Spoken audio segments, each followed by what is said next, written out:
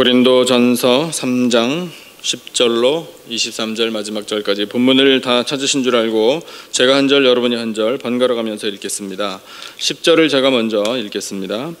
내게 주신 하나님의 은혜를 따라 내가 지혜로운 건축자와 같이 터를 닦아두매 다른 이가 그 위에 세우나 그러나 각각 어떻게 그 위에 세울까를 조심할지니라.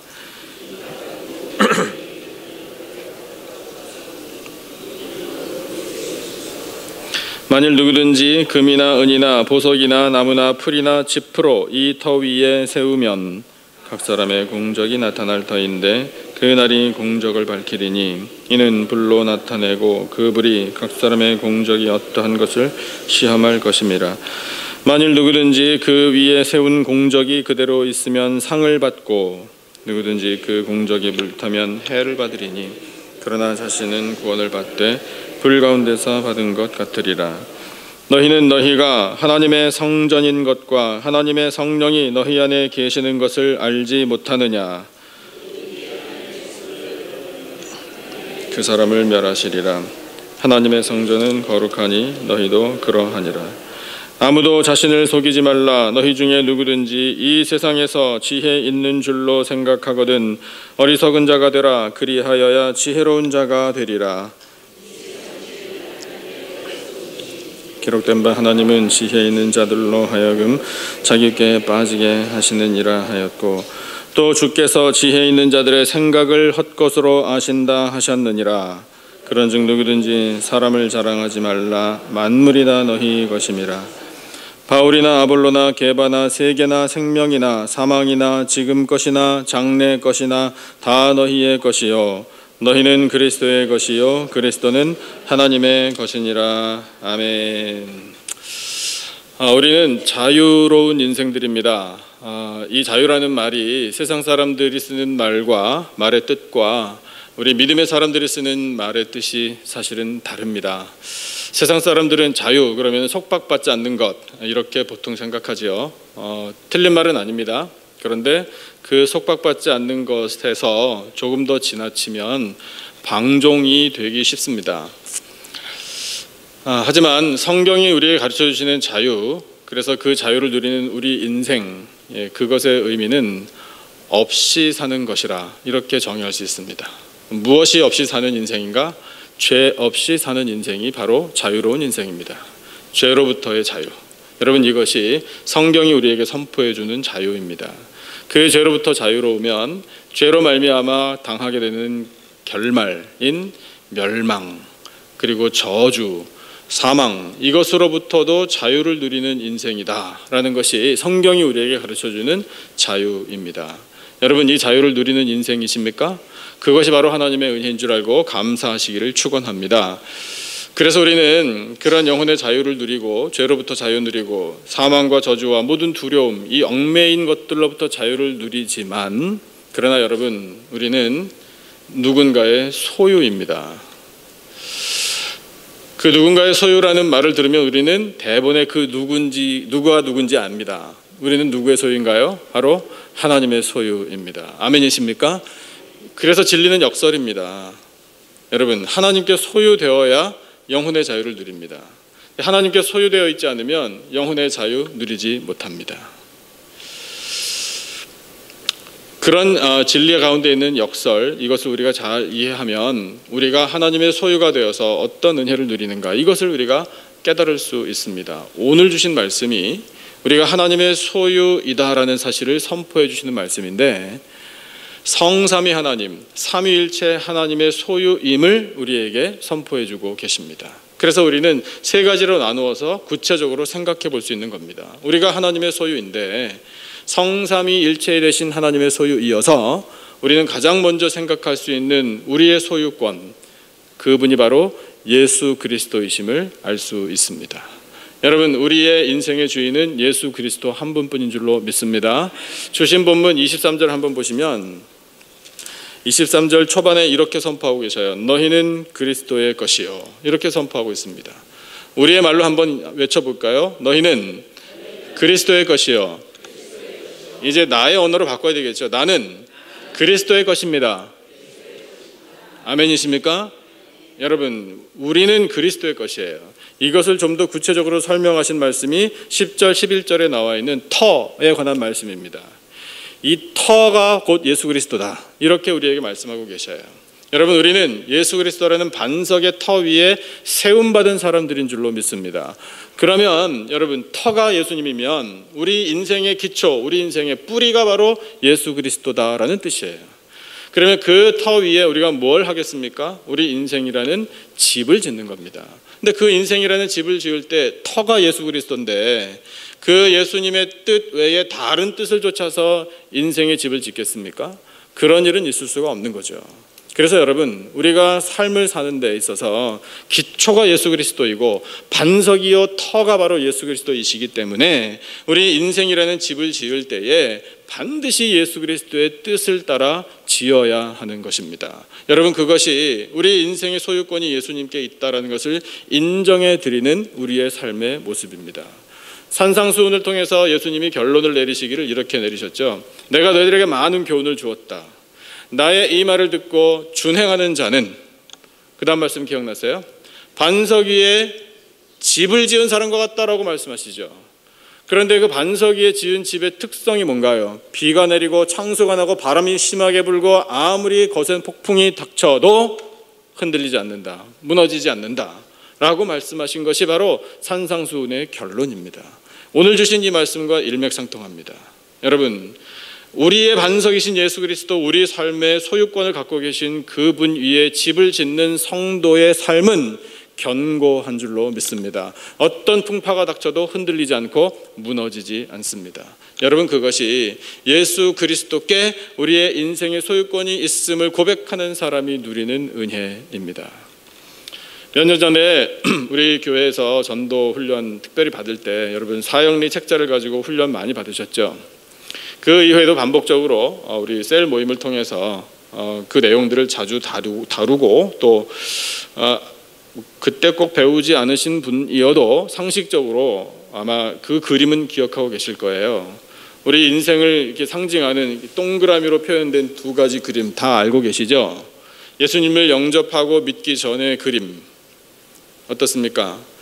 뭐 보여드리지 않아도 여러분 상상하실 수 있을 거예요. 그리고 예수님을 믿고 예수님을 영접하고 나서 변화된 모습의 그림, 차이가 뭔가요? 예수님을 영접하기 전에는 이 동그라미라는 우리 인생의 밖에 예수님이 있었습니다. 즉, 나라는 인생과 예수님이 상관이 없었다 이겁니다. 근데 그때의 이 동그라미 안에는 어떤 일이 일어났나? 그 안에 의자가 있습니다. 정중앙에. 그 의자 위에 누가 있었나요? 내가 있었습니다. 나 자신이 인생의 왕좌에 앉아서 내가 인생의 주인 노릇하고 있었습니다. 근데 그 안에 의자 주변에 동그란 점들이 있었습니다. 많은 점들이 있는데 크기가 다 다릅니다. 있는 자리도 무질서합니다. 즉, 삶 가운데 일어나는 모든 일들을 내가 책임지겠다, 내가 핸들하겠다, 이렇게 살면 복잡해진다는 거예요. 해결되지 않는 일들이 많다는 겁니다. 혼란 가운데 빠지기 쉽다라는 겁니다. 그것이 예수님을 영접하고 예수님을 믿기 전의 모습이에요. 그러나 예수님을 영접하고 나면 그 동그라미, 인생이라는 동그라미 정중앙에 있는 의자 위에 누가 계십니까? 예수님이 계신 거예요. 그래서 인생의 주인이신 예수님이 내 인생을 이끌어 가시는 거예요. 내 인생의 주인으로 예수님을 모시고 사는 거예요. 그리고 나의 위치가 중요해요. 그 의자의 바로 밑에 있어야 합니다. 예수님 바로 밑에 있어야 돼요. 그래서 언제든지 예수님 말씀만 하십시오. 저는 따르겠습니다 라고 준비된 모습으로 사는 거예요. 그렇게 살면 인생의 많은 일들, 역시 점들로 표현된 것들이 어떤 모양인가요? 제자리에 다 들어가 있고 질서정연하고 조화를 이루고 있습니다. 그런 변화된 인생이 어떻게 가능한가? 예수님을 인생의 주인으로 모실 때, 예수님을 영혼의 구세주로 영접할 때에 가능하다. 이런 메시지잖아요. 다 기억나시죠? 여러분, 그렇다면 어떤 삶을 우리는 원합니까? 당연히 질서가 잡히고 모든 것이 조화를 이루고 예수 그리스도를 왕으로 모시고 사는 그런 인생의 모습을 우리가 꿈꿉니다. 그것을 바랍니다. 그러면 할 일이 무엇인가? 이 예수님을 주인으로 영접하는 거예요. 여러분, 예수님 영접하셨습니까? 그러면 예수님을 믿고 사시는 거죠? 예수님은 내 인생의 주인이십니다. 그래서 내 인생의 소유권을 예수님께 드리고 그 예수님이 이끄시는 대로 따라가는 삶이 온전한 성도, 하나님 보실 때에 합당한 성도의 모습의 삶이라는 것을 우리에게 말씀해 주고 있습니다. 그 다음 두 번째, 우리의 인생은 소유권이 누구에게 있나? 바로 성령 하나님께 있음을 말씀하고 계십니다. 주신 본문 유명한 구절인데요, 오늘 우리가 읽은 본문 16절 17절 두 절 말씀을 한번 같이 다시 읽어보겠습니다. 16절 17절 두 절 다 같이 한 목소리로 시작. 너희는 너희가 하나님의 성전인 것과 하나님의 성령이 너희 안에 계시는 것을 알지 못하느냐? 누구든지 하나님의 성전을 더럽히면 하나님이 그 사람을 멸하시리라. 하나님의 성전은 거룩하니 너희도 그러하니라. 아멘. 여러분, 성도라고 부름받는 사람들은 성령이 함께 하시는 사람들인 줄로 믿습니다. 그러면 여러분 성도이시죠? 옆에 계신 분 잠깐 한번 보세요. 말씀 안 하셔도 괜찮아요. 이분이 성도입니다. 바로 그분이에요. 이분이 성도임을 내가 인정하고 내가 알아본다면 여러분 그분 안에 성령님이 계시는 것입니다. 그러면 나의 모습은 어떤가? 그분 눈에 비친 나의 모습도 역시 성도로 비쳤다면 내 안에 성령께서 내주하고 계시는 줄로 믿습니다. 여러분, 우리에게 성령께서 오셔서 성령님이 우리에게 내주하고 계심을 늘 확신하시기를 축원합니다. 의심하시면 안 돼요. 물론 그냥 무조건 아무렇게나 되는 건 아닙니다. 여러분, 제자들이 제일 처음에 성령을 어떻게 받았죠?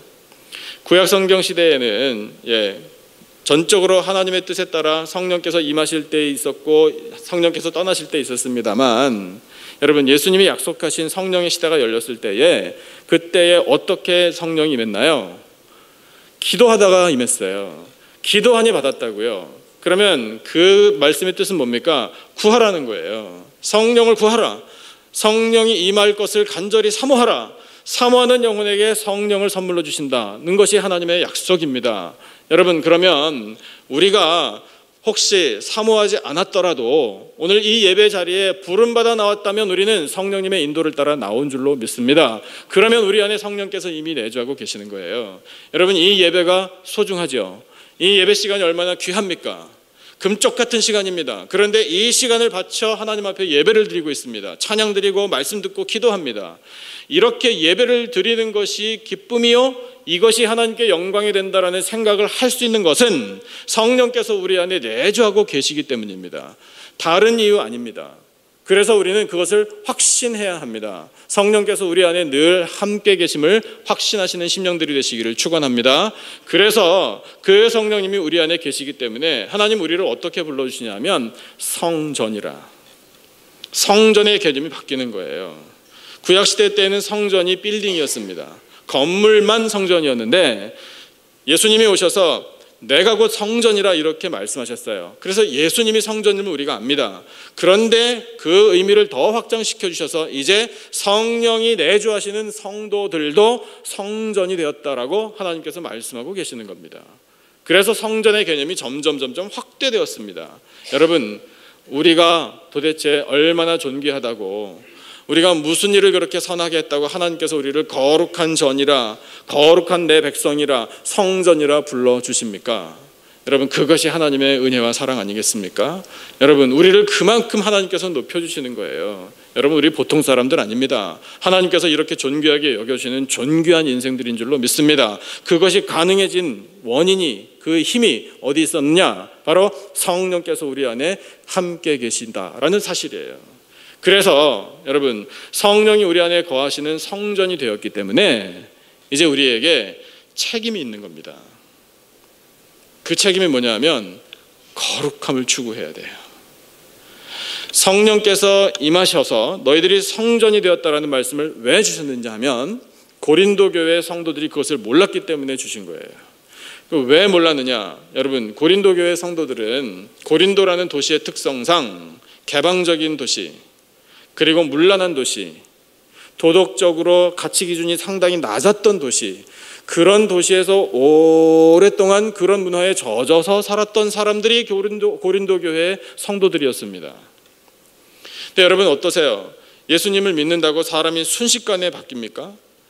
그것은 참 힘든 이야기잖아요. 예수님 믿고 꾸준하게 오랫동안 이렇게 열심히 신앙을 가지고 살다 보면 사람이 조금씩 변화되는 것 아니겠습니까? 물론 단번에 변화되는 면도 없진 않지만, 그러나 사람이 변화된다라는 것은 상당한 시간이 요구되는 일이잖아요. 그래서 그런 관점으로 볼 때 고린도 교회 이 성도들이 세상의 가치관, 세상의 그 문화에 젖었던 살았던 그 생각, 그것이 아직 덜 빠졌습니다. 그래서 이들이 자기들 안에 성령이 함께 계시다라는 사실을 제대로 인식하지 못했습니다.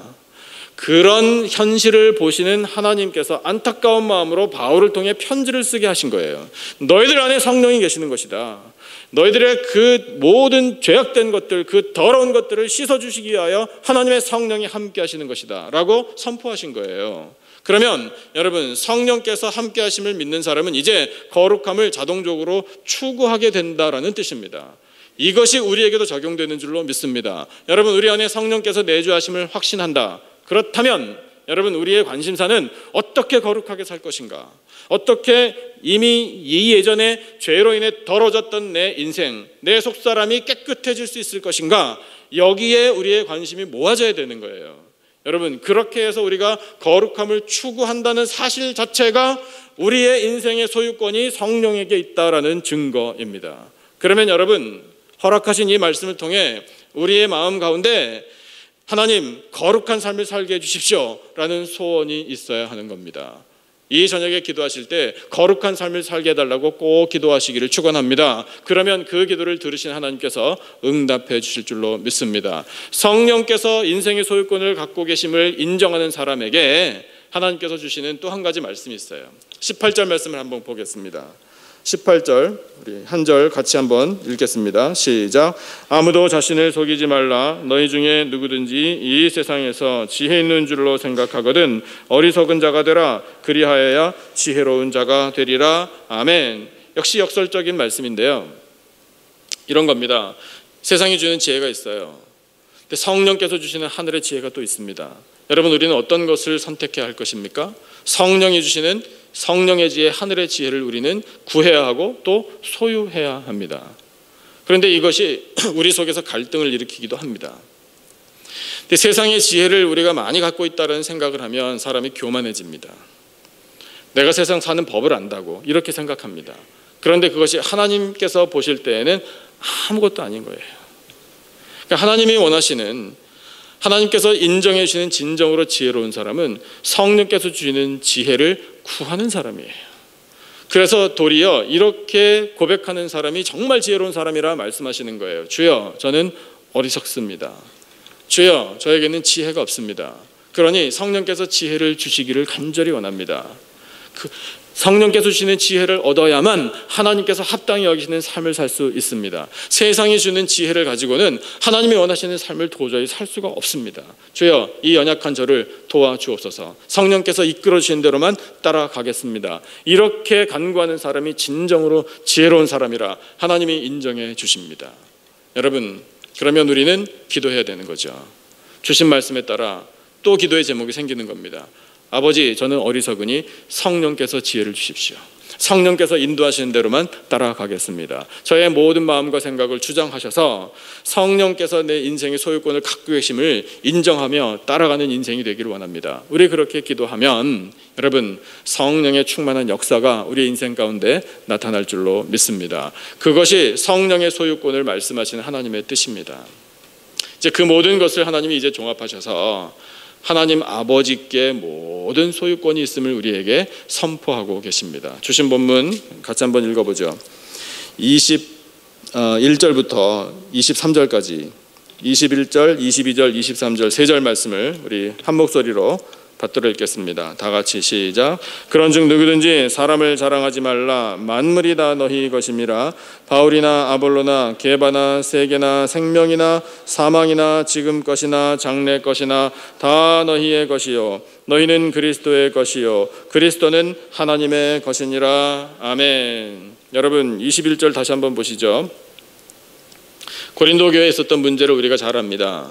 사역자들을 추종하는 무리들이 분쟁을 했습니다.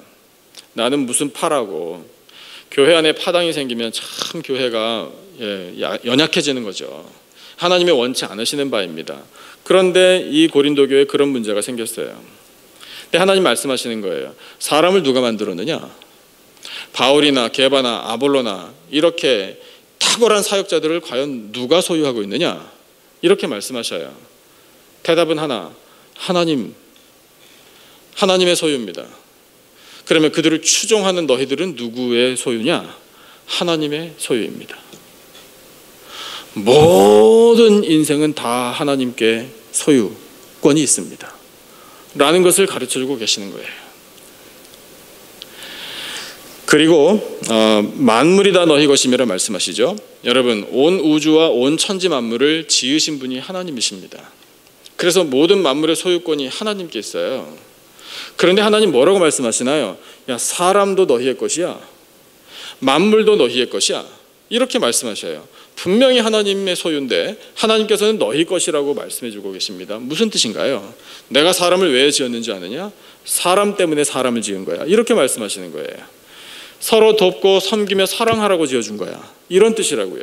내가 만물을 왜 지었는 줄 아느냐? 누리라고 지어준 거야. 내가 사랑하는 인생들이 이 만물을 누리라고 만물을 지어준 것이야. 이렇게 말씀하고 계시는 거예요. 여러분, 얼마나 감사합니까? 그래서 우리가 살아가고 있는 이 사우스베이의 아름다운 환경을 바라보면서 그것을 늘 이렇게 느끼면서 하나님이 나를 사랑하셔서 우리를 사랑하셔서 이곳에서 이렇게 아름다운 환경을 누리게 하시는구나 감사해야 합니다. 교회 마찬가지입니다. 여러분, 제가 그런 말씀을 자주 우리 성도님들께 드리는 것 같은데 우리 교회 식구들이요, 피를 나눈 형제자매보다 어쩌면 더 가까울 수 있어요. 왜냐하면 물리적으로만 한 가지만 생각해 보더라도 여러분, 교회 식구들만큼 자주 만나는 식구들이 별로 없을걸요.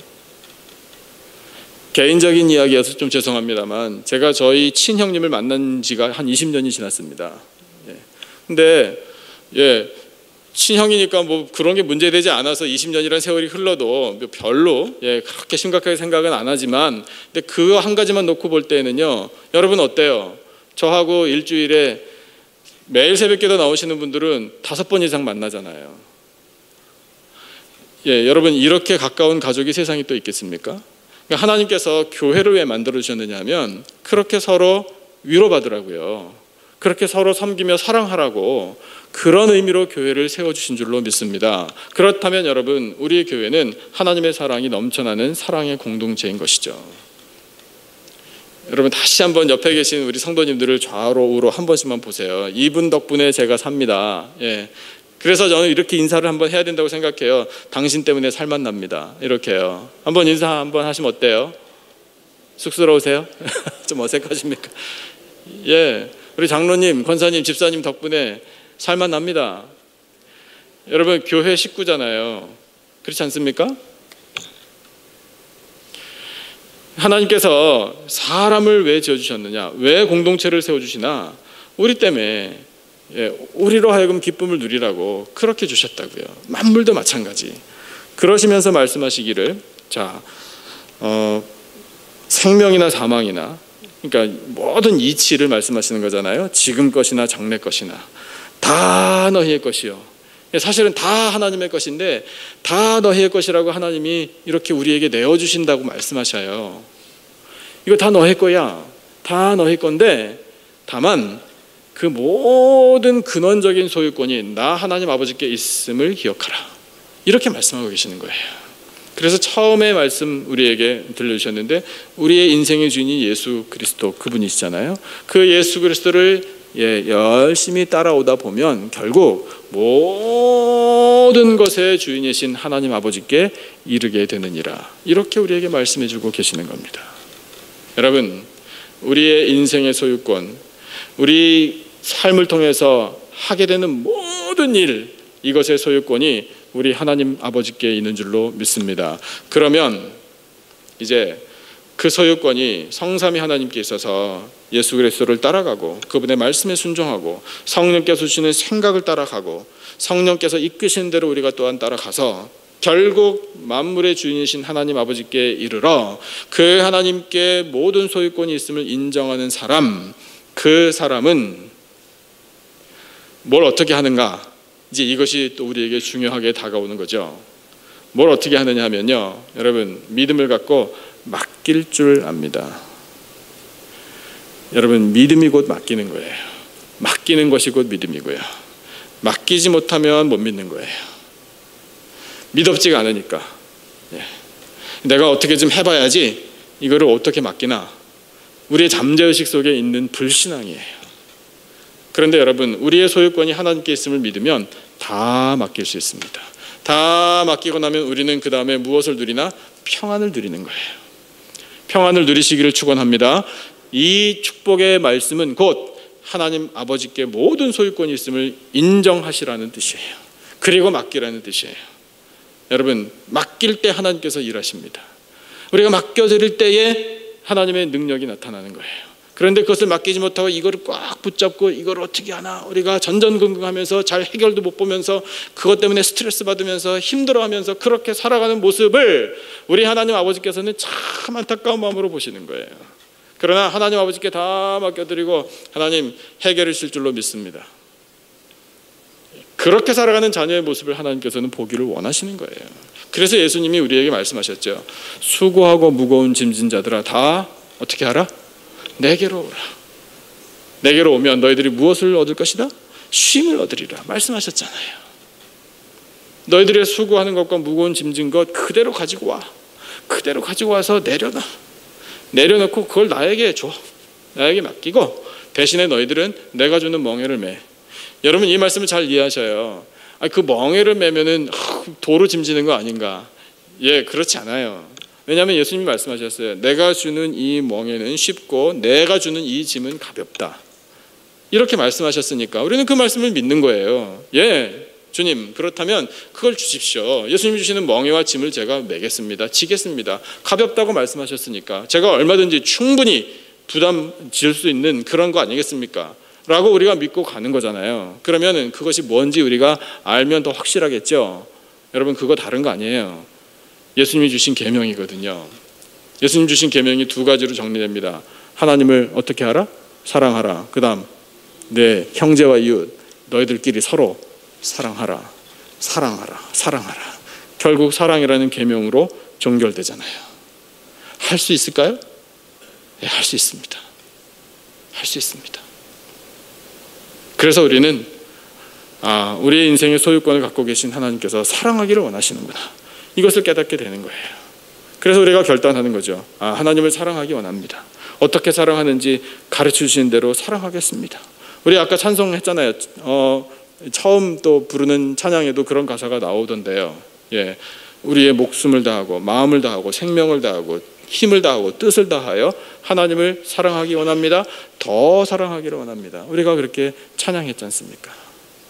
여러분, 그렇게 하나님을 사랑한다는 결단을 가지고 하나님을 바라보고 하나님 경외하고 하나님 사랑하고 하나님께 인생 전부를 맡겨드리고 또 형제를 사랑하라 말씀하셨으니 그것이 하나님을 사랑하는 것과 일치한다라고 말씀하셨으니 우리 눈에 보이는 성도들을 사랑하고 세상에 나가서 또 우리가 만나는 영혼들을 사랑하고 그렇게 하면 여러분, 예수님께서 우리에게 약속하신 너희들이 쉼과 평안과 안식을 누리게 될 것이다라는 그 약속의 말씀이 이루어지지 않겠습니까? 반드시 이루어질 줄로 믿습니다. 여러분, 우리의 소유권이 예수 그리스도께 있음을 고백하시기를 축원합니다. 그리고 성령께서 이끄신 대로 따라가는 성령의 소유된 인생임을 고백하시기를 축원합니다. 하나님 아버지께서 모든 것을 소유하고 계심을 우리가 인정하고 그분께 나아가 우리의 모든 짐을 맡겨드릴 때 우리는 평안을 누릴 수 있음을 또한 확신하시기를 축원합니다. 허락하신 이 말씀을 통해 우리 인생의 소유권을 하나님께 다 드리고 하나님을 기쁘시게 해드리고 내려주시는 큰 은혜와 기쁨을 누리며 살아가는 우리 모두의 복된 인생 되기를 주님의 이름으로 축원합니다.